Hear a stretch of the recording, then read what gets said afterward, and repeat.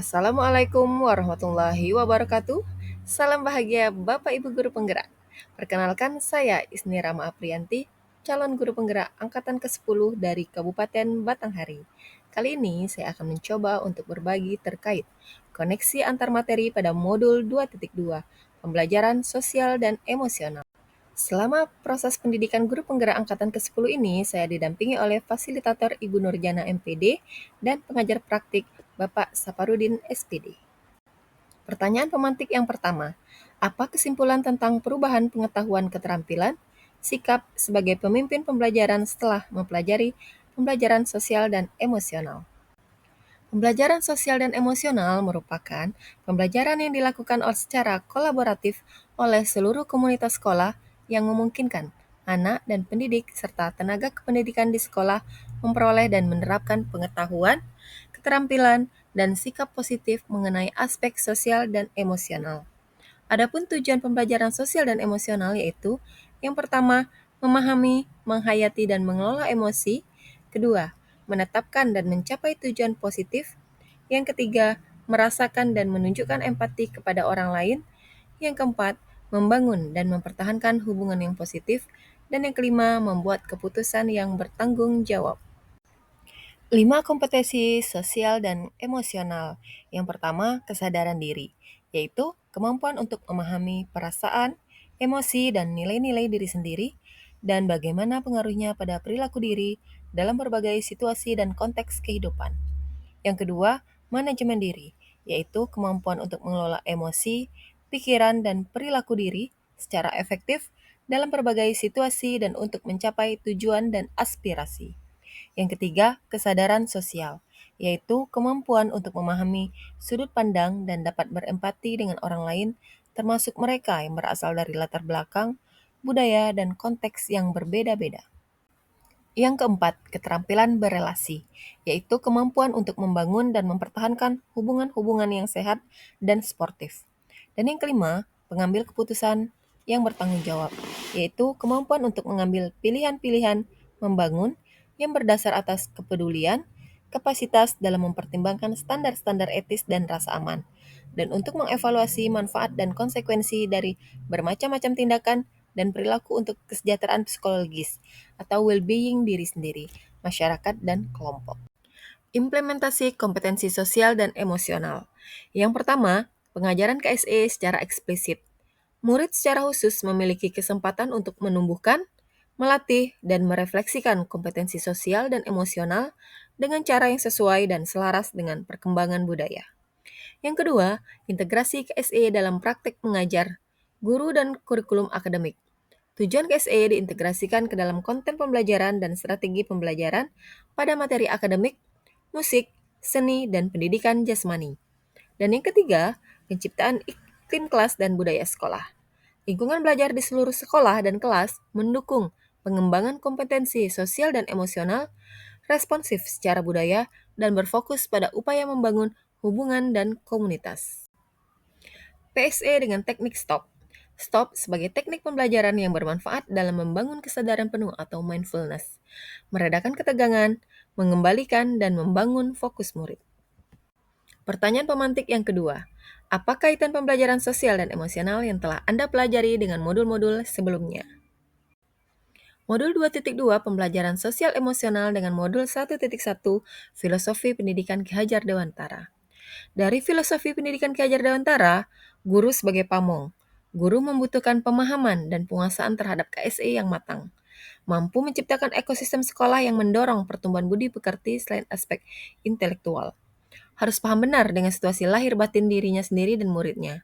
Murid diajak untuk menyadari, melihat, mendengarkan, merasakan, mengalami pengalaman belajar yang dapat mengembangkan pengetahuan, keterampilan, dan sikap positif mengenai aspek sosial dan emosionalnya.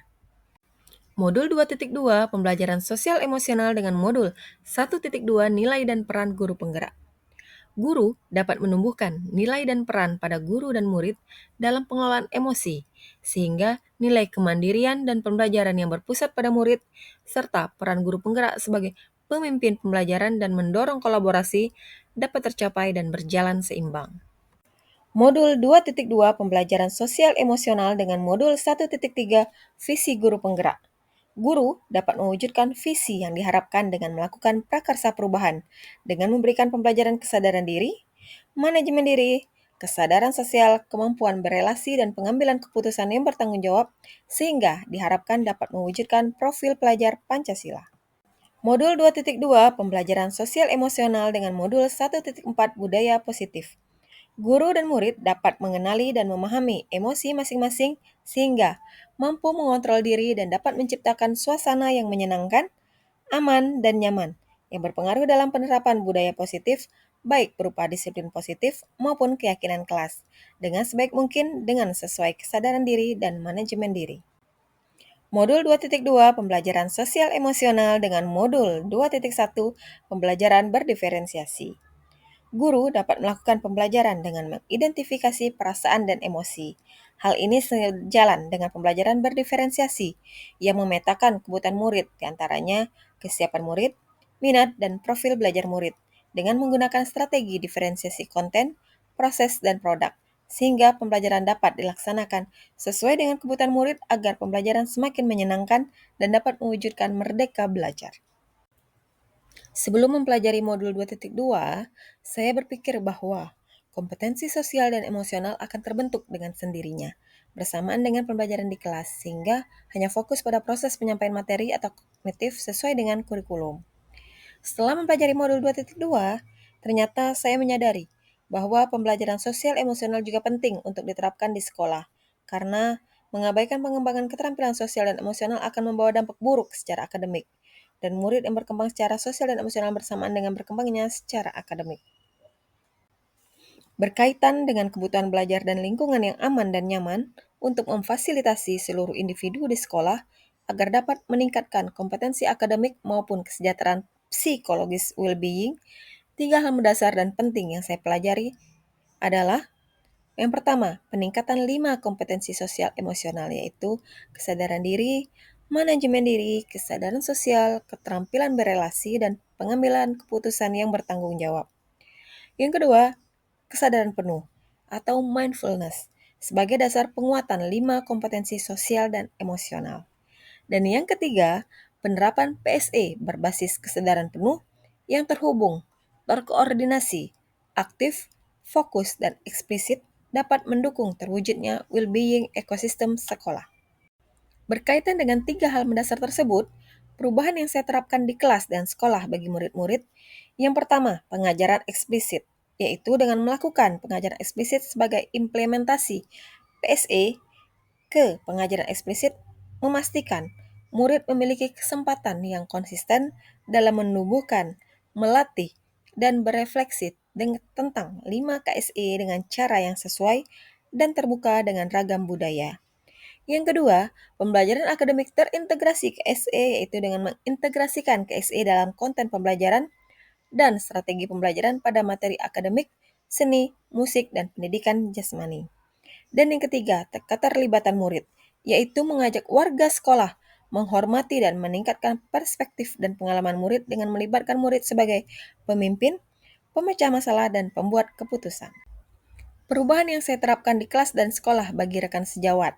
Yang pertama menjadi teladan, yaitu menerapkan KSE dalam peran dan tugas, menciptakan budaya saling memberi apresiasi, dan menumbuhkan rasa peduli dengan teman sejawat. Yang kedua, belajar, yaitu membiasakan melakukan refleksi KSE pribadi, berkolaborasi antar rekan sejawat, mengembangkan pola pikir bertumbuh, memahami tahapan perkembangan murid, meluangkan waktu untuk berintrospeksi, dan menganggedakan sesi berbagi praktik baik. Dan yang ketiga, berkolaborasi, yaitu membuat kesepakatan bersama-sama, membuat komunitas belajar profesional, membuat sistem mentoring rekan sejawat, dan mengintegrasikan KSE dalam pelaksanaan rapat guru. Peran kita sebagai pendidik adalah tugas mulia, sehingga membutuhkan keuletan dan kesabaran. Mari terus belajar, berefleksi, bertumbuh, berbagi, dan berkolaborasi untuk menjadi lebih baik bagi murid-murid kita. Terima kasih. Salam bahagia Bapak Ibu Guru Penggerak. Wassalamualaikum warahmatullahi wabarakatuh.